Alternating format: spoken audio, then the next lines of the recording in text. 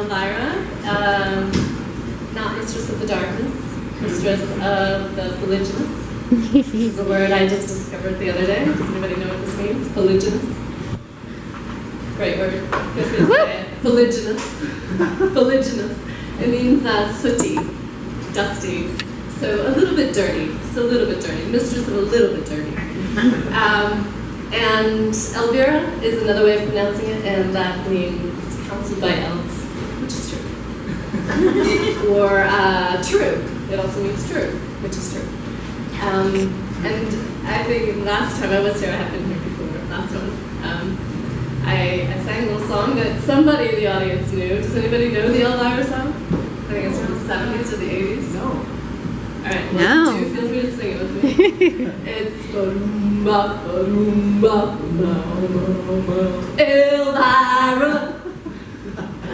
which is a lovely southern sound to it, and I totally resonate with that because I'm from the South originally. But it's not my theme song. I don't know if anybody else has a theme song, but I have had this song in my head since it came out, which I don't know when that was, but it was decades ago. And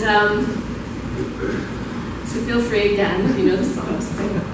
It's like this. Ooh, baby, do you know what that's worth? Ooh, heaven is a place on earth. They say in heaven, love comes first. We'll make heaven a place on earth. So that's one routine that goes through my mind, and sometimes actually comes out of my mouth in the worst of places. And I think probably the reason that it's been going through my mind for so long is because it's plaguing me. I really feel like it's possible that heaven could be a place on earth, and I'm trying to work out how I can help make this happen. The First Nation people have a suggestion, and I say First Nation because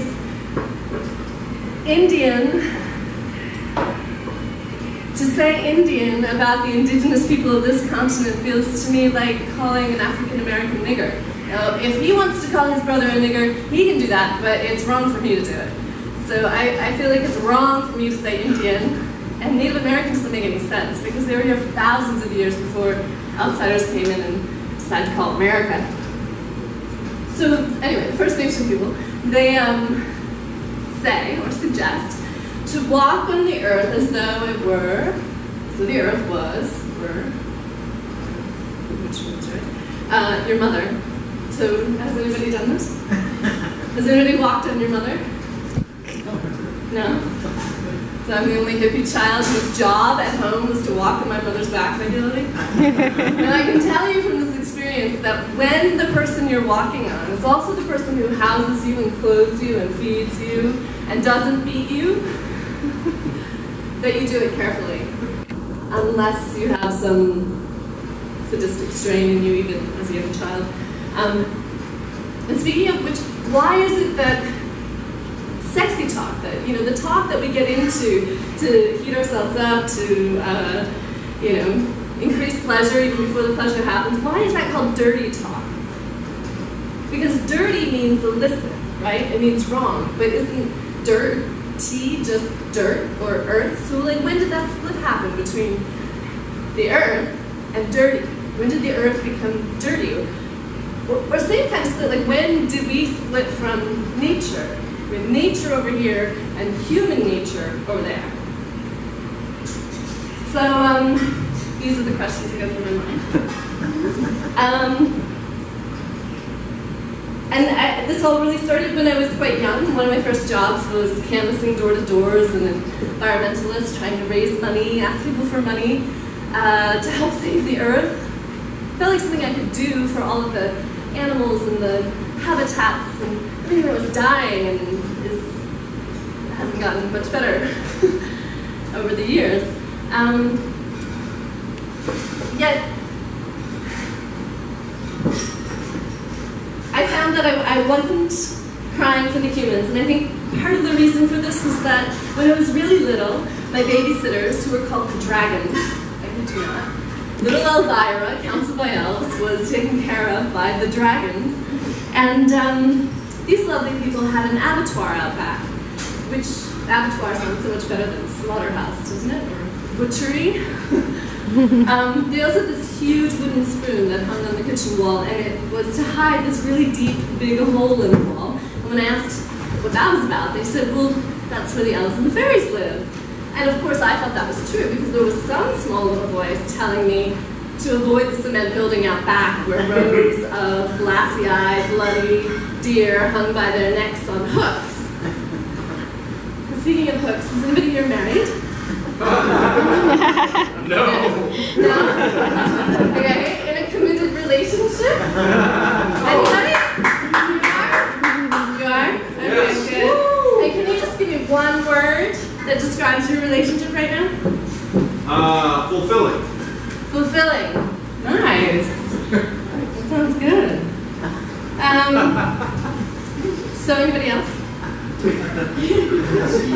Nobody else is in a relationship? Alright. Well, I mean, notice the dark gentleman in the back who's completely backlit instead of fulfilling. He didn't say sustainable. Right? Like, if you're talking about your relationship, like, I don't say, oh yeah, Bob and I are in trouble, but, you know, it's sustainable. That's what you say when it's not fulfilling. Right. And yet, this is the word that we use. This is the word of the decade, isn't it? About the earth, our relationship with the earth. Well, we want to figure out how to make our homes, our agriculture, and our businesses more sustainable so we can continue to use the resources that we consider ours alone instead of developing a relationship with the earth itself. Wouldn't it be odd if you had a sexy relationship with the earth? So, I want to give an example. Yeah, thanks. All right. So I want to give an example, and this is what I heard on a nature show the other day. Imagine our world without sun. Male emperor penguins face the nearest that exists on planet Earth, winter in Antarctica. It's continuously dark, and temperatures drop to -70 degrees centigrade. There is no water and no food, and they will not see the sun again for 4 months. Yet each penguin stays because they guard a treasure, a single egg resting on the top of their feet and kept warm by the downy bulge of their stomach. Surely no greater ordeal exists for any animal. And then I overheard this on a plane. Must have not really enjoyed London since you're from San Diego and it's been raining. It's true! I do love the sun. I can go a few days, I can handle a few days of rain, but after a week I'm like, okay, where's my sun? Surely no greater ordeal exists for any animal, except perhaps this one. The female Empress California, deprived of 7 days of sun. Here we have a classic comparison between nature's ecosystem and human nature's ego system. Thank you.